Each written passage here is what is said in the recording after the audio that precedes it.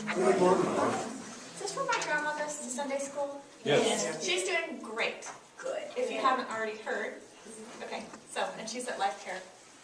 Thank you. She's doing great now, so, yeah. Thanks for She coming. says hi. You know how long she'll be there? Whoops. I don't think they know week to week. Usually 6 weeks. What? Usually 6 weeks. For a hip? Yeah.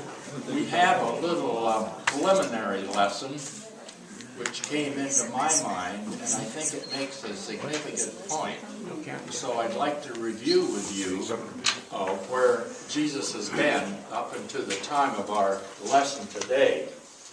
As you know, he was born down in Bethlehem, south of Jerusalem, but his home was Nazareth, which was up in Galilee.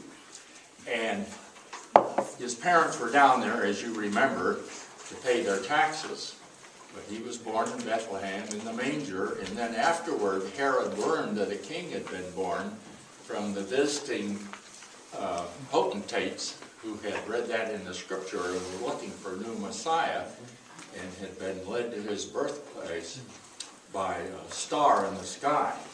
So his parents escaped to Egypt for a while. When they returned, I don't know, and I don't know that it's really prevalent in the scripture, but nonetheless, again one time on their way to pay taxes, no doubt, he was in Jerusalem as a young boy, and as these folks returned home, they realized he wasn't in the group of people going north, and so he went back to Jerusalem and found him in the synagogue teaching the elders, and they were all amazed at his knowledge of the scripture.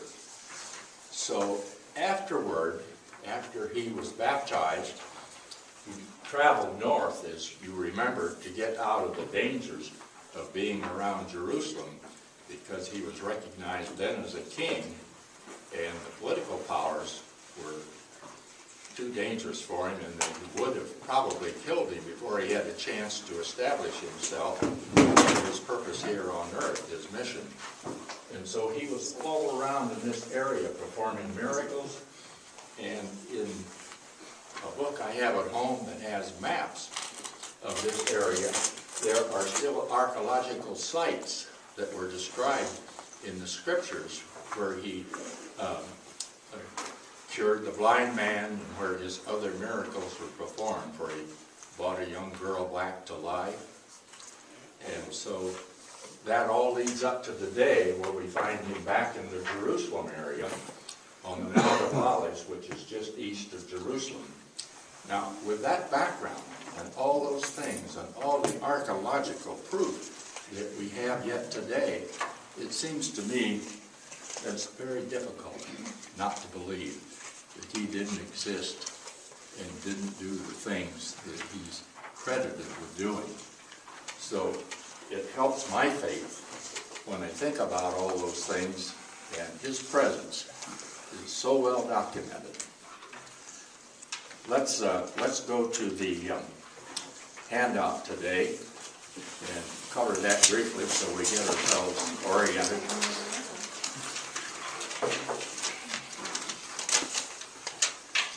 I'm not going to cover every point in here, but I do want to cover the apocalypse, and it explains what the apocalypse is. And today's lesson is known as the little apocalypse. The verses we'll read today are the little apocalypse in Mark. And out of the apocalypse there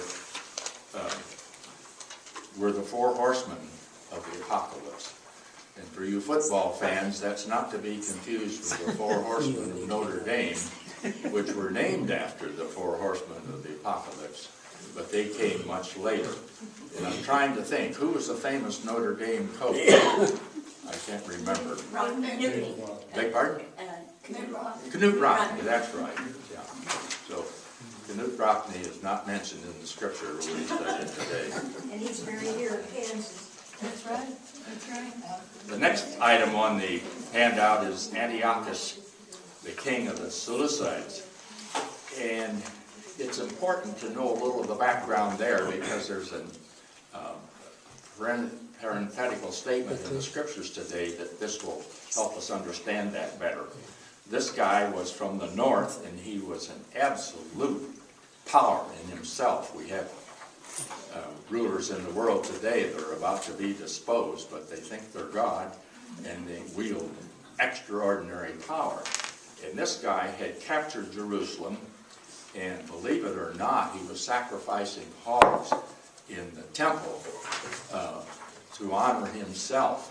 And that was the great desolating sacrilege that was mentioned in the early scriptures today. And that was the background of that desolating sacrilege. And behind that is a little parenthetical statement we'll read that says, "So the reader understands." And the interpreters think that Mark inserted that in addition to Jesus' statements to help explain what this terrible sacrilege was. And of course it would have been. As you know, pork is a no-no to the Jews, and to have swine slaughtered in the Holy of Holies for the temple was just beyond belief. So they were having bad times already, as the setting of our lesson opens today. The Mount of Olives is on the back side, and the Mount of Olives is located here just east of Jerusalem. There's a mountainous area, and actually the Mount of Olives, where Jesus collected with his disciples, was only about 1,000 yards east of the temple. So he had already been in Jerusalem at this time, and they were retreating back to the Mount of Olives for some rest and solitude, which Jesus often did. He often went to the mountains in different places where he was to have time for meditation and rest and solitude. So that's what the Mount of Olives is. And if you'll notice, it's also predicted that God will appear here in the final days on the Mount of Olives. Scribes is an interesting thing. As you recall, Jesus cursed the scribes. He cursed the fig tree, but he was opposed to the scribes and criticized them. And I thought it was so interesting, the definition of the scribes. He said they like to walk around in long robes and to be greeted with respect in the marketplaces and have the best seats and places of honor at banquets. And for the sake of appearance, they say long orations. What class does this remind you of in today's world? Actors and actresses. Congress and senators. And journalists and politicians of both parties, I think, to be fair. I was interested in the true definition of a rapture, and you'll excuse the fragmented sentences, but that's the way the dictionary handles it, so I'm not better than they are. And finally, the elect. We will run across that word in the lesson today. It's one chosen or set apart by divine favor in today's meaning. Of course, you know, we have president-elects and mayor-elects, and it has other meanings as well. Now, as we start to study on page 90,